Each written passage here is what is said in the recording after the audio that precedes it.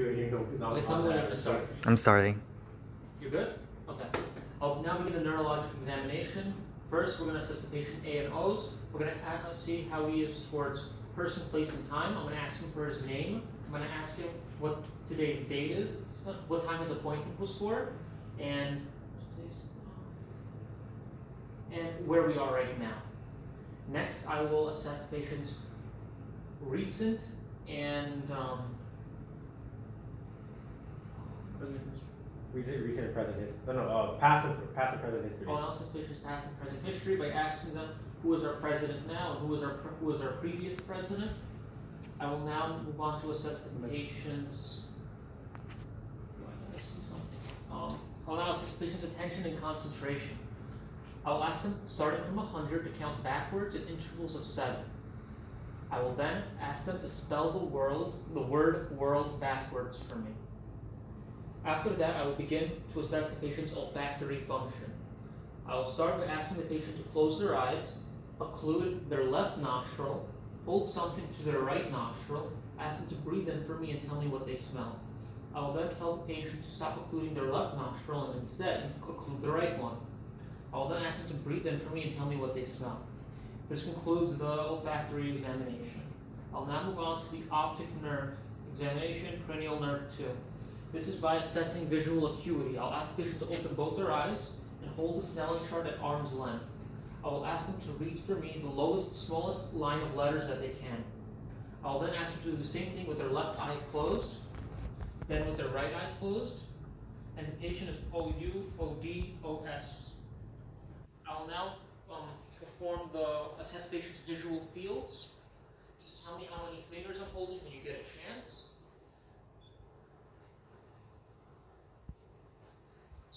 Okay, I will now move on to the fundoscopic examination. But I will assess visual fields for the patient with their right eye left eye closed, and then with both eyes open. So this is the same thing, just with different eyes closed and open. My eyes closed as well to make it more fair, and you can actually tell if the patient is cheating or not, or gives us a better sense of if it's true. Now we will move on to the fundoscopic examination. For this exam, you're going to ask for the lights to be turned off. You're going to you're going to turn off the lights, open the door slightly. You're going to use a fundoscope. This is the one right here.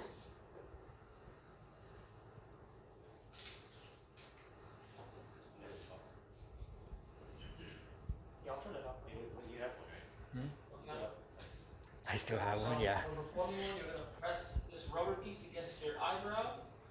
You're going to cover your eye. You can actually stabilize it on a patient's shoulder. Tell the patient to look straight at the wall. And you can tell the patient to look straight at the wall while you're doing this. You have to go as close as possible. You're not going to mess up if you go really close. So even if this is touching their eyebrow, and your eyebrows are on the other side, and you're always doing it, if you're looking at the patient's left eye, you're using the left side of your face. Your right eye, right side of your face, and you're looking for any signs of AV nicking, any copper wires, any erythema, any ischemia, any papilledema, and That's good. okay.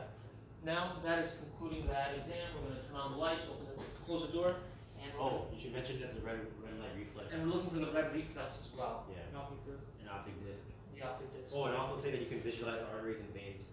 I said it looked for any AV nicking. So Okay, that counts. Okay, cool.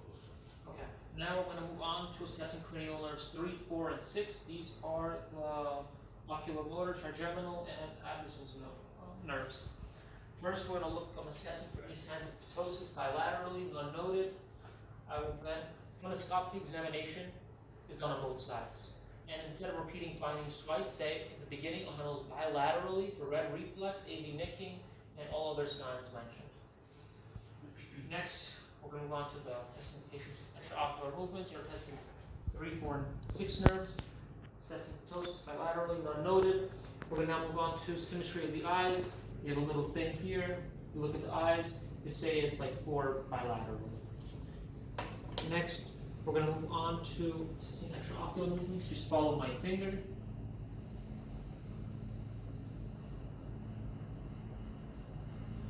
We're looking for any signs of lid lag or nystagmus.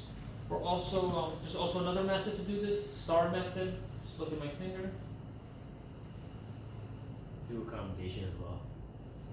An accommodation.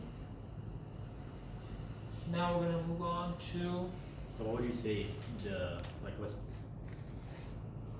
we're assessing for accommodation. like you say like for Perlin? oh, So you would say like pupils are equal, round, and reactive to light, and they accommodate bilaterally. okay. Pupils are Equal, round, reactive to light, And and accommodation. accommodate bilaterally. Yeah. Now we're gonna test the pupillary reactivity. It's Perla, right? That was Accommodation. you just did that. No, that's the light. Oh, the light. Yeah, you gotta do the light too. Yeah. Sorry. Wait, that's when you say pro. But yeah, I thought you already did that. Sorry. Okay, so first you're gonna make sure the light's not getting to one side of the face. You're gonna shine it here, look for pupillary constriction. You're gonna look on this side, look for consensual constriction. Yeah. Then you're gonna do the same thing to this side, look for constriction, and look for bilateral, consensual constriction.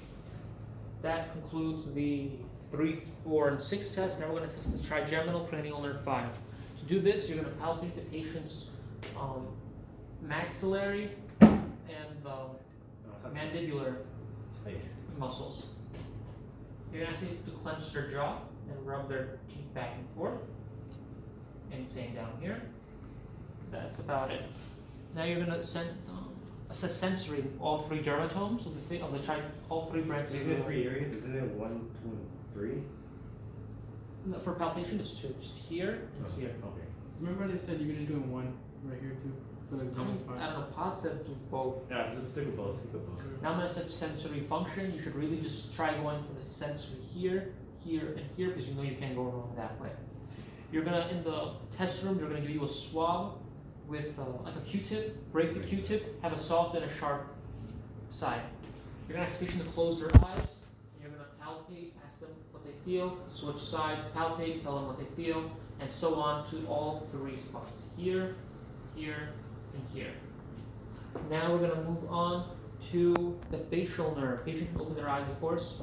Be sure to mention that whenever you tell them to close it, just tell them to open it right after you're done. For the facial nerve, you're gonna ask the patient to raise their eyebrows, smile, puff up their cheeks. Question: do we do the corneal reflex? Corneal reflex. We don't do that. No, we don't do it. I skipped it. Sorry. And to close your eyes tight. Perfect. Open your eyes. Now we're gonna move on to assessing the acoustic nerve. Ocular acoustic. Acoustic. Yeah, acoustic nerve. There's a few methods to do this. I'll show one, and Ranveer can show the next method for the acoustic test. So vestibular cognitive, the same thing. So I'm gonna ask the patient to include their right ear. I'm gonna cover my mouth and whisper a set of 3 words, and just tell them to repeat it to me. A, B, C. And then I'll go on the other side, standing 5 feet away again. Ask them to include their left ear this time. And just whisper 1, 2, 3. Ask them to repeat it to me. Next, and if there was any abnormal findings, I mentioned that we'd have to do the Weber and Rene test. Next, we're going to assess cranial nerves 9 and 10. I'm going to ask the patient to speak, tell me how, Some talk like say like. tell me what your favorite food is. Next, I'm going to ask the patient to say ah, shine a light, make sure uvula is midline, and soft palate is rising. I'll also assess for gag reflex, which won't be asked for you on the test, but mention it, just to mention it. Next, we're going to assess the spinal accessory nerve. We're asking patients to shrug their shoulders for us against resistance. And we're going to assess the sternocleidomastoid motion against resistance. So you can just turn your head against my hand. Turn your hand against my hand. Perfect. Would we mention strength? No. Okay. Then we're going to test the hypoglossal nerve, cranial nerve 12.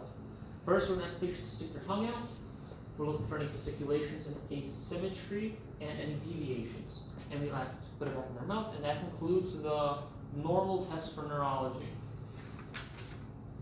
Pause it.